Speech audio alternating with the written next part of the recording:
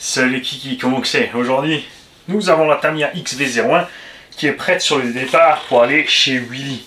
Et elle n'est pas pour lui, c'est surtout pour son fils. Enfin, les deux vont pouvoir rouler, l'un en 2S, l'autre sur en 3.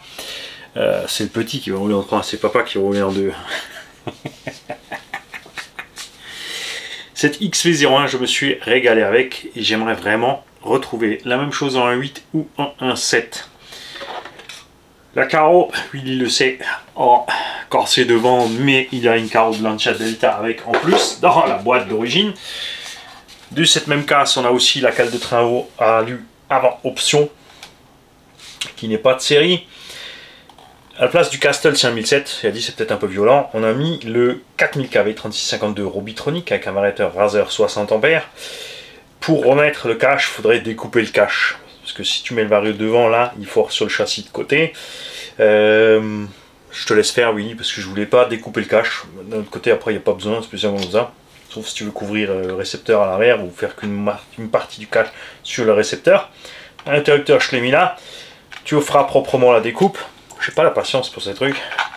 Je t'ai mis une XC60. Moi, j'ai fait un trou là parce que j'aime pas comme c'est prévu d'origine. Tout simplement. Là, tu mets la batterie dedans, tu glisses le câble dehors, ça fait que tu veux brancher tranquille. Je préfère. J'aime pas avoir non plus l'antenne dans la boîte lipo parce que la lipo va frotter dessus et ça risque de l'abîmer. Je préfère qu'elle soit direct comme ça. Moi, ça me va. Donc, une 1.8 avec un moteur là, 40-74, tu vois, posé devant, boum, même un 82. La 8e, c'est beaucoup plus large, donc il y a la place pour le variateur et le cerveau. Et ensuite, toute la place du monde pour mettre les batteries, si tu prends le même principe de la courroie qui passe en haut sur le châssis. La courroie, ça pèse rien, donc c'est pas un problème de la laisser en haut du châssis. Bien sûr, on pourrait faire l'image de FG avec le truc en bas, mais après, ah, ils ont copié. Donc tu passes en haut et puis c'est plus copié. Bref. Si tu veux la remonter, tu peux mettre les biellettes longues qui sont fournies avec dans la boîte, il me semble. Là, c'est un peu bas pour le parking, il faut dire ce qui est. Je t'ai mis tous les pneus qui me restaient, un 10 avec, tout simplement.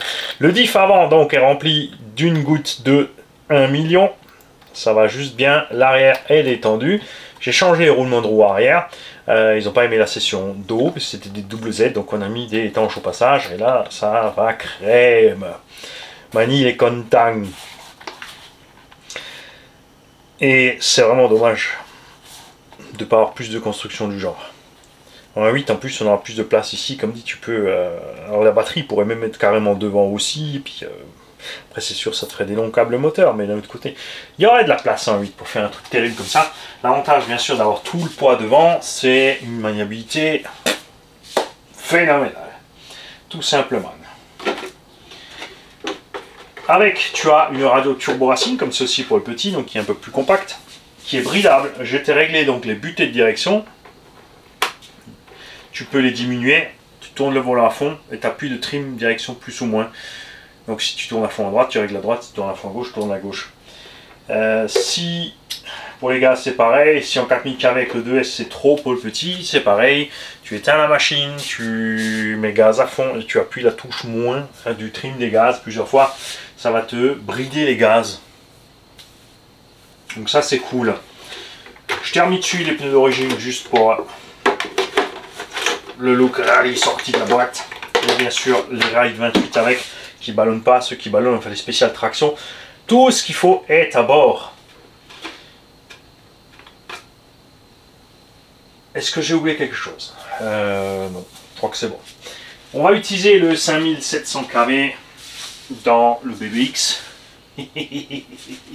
parce que bon clairement il peut, hein, c'est pas un problème, il n'est pas trop lourd. On mettra bien sûr un petit pignon avec.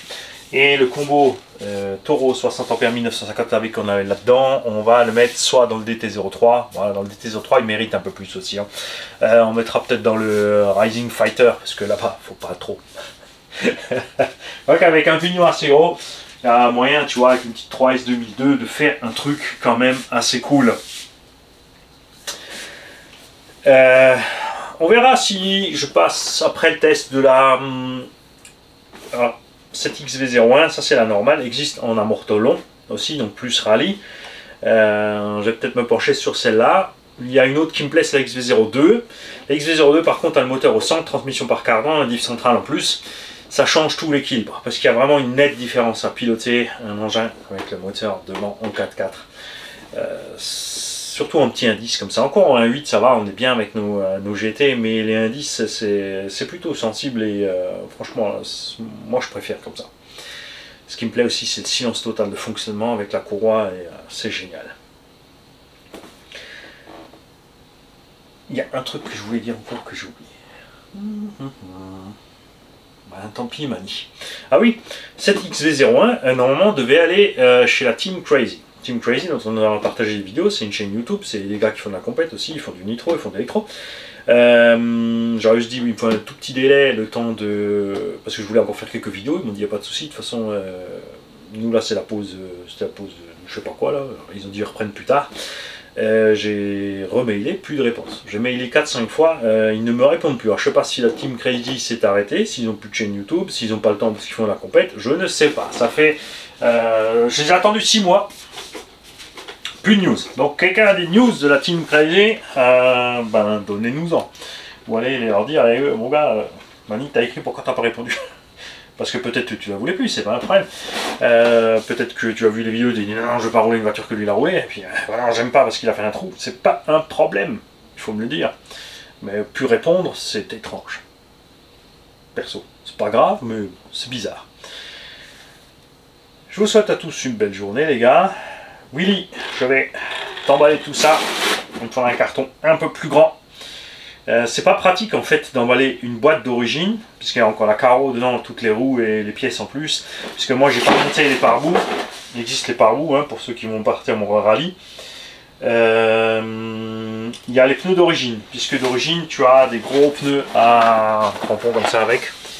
Hein, moi j'avais mis des pneus qui avaient un look plus réaliste. Comme ça quand même, hein, j'ai préféré. Mais je te les ai mis avec. Il y a des jantes aussi, des pneus non collés, donc tu pourras enlever les pneus et utiliser les pneus d'origine si tu as envie. Les mousses sont dedans aussi. Donc voilà.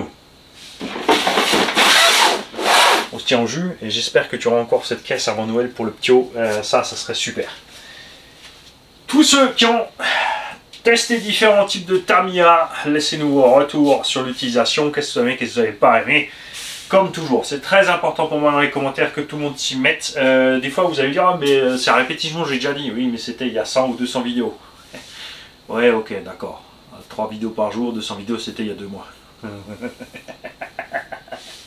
Mais moi aussi, je répète, donc vous aussi répétez, parce que c'est très important pour ceux qui débarquent. Qui sont intéressés par le produit, je tombe bêtement sur cette vidéo, ils n'ont pas encore vu les autres. S'ils ont plus de retours d'utilisateurs que le mien, c'est toujours mieux. Parce que moi, je vais peut-être pas aimer ça, et il y en a 10 autres qui vont aimer, moi je vais trouver ça problématique, les autres ils ont une solution, ou ils n'ont pas trouvé de problème. C'est important que les gens aient plusieurs points de vue. C'est comme tu vois chez le médecin, s'il y en a qui dit une tumeur au cerveau, il faut qu'on ouvre et machin, va voir plusieurs médecins, parce que... bon, si tu vas en avoir 10, les 10, ils disent t'es foutu, ça t'es foutu. Mais... tu vois? Ah, c'est sûr, c'est pas drôle non plus si c'est moi le pointe. Salut.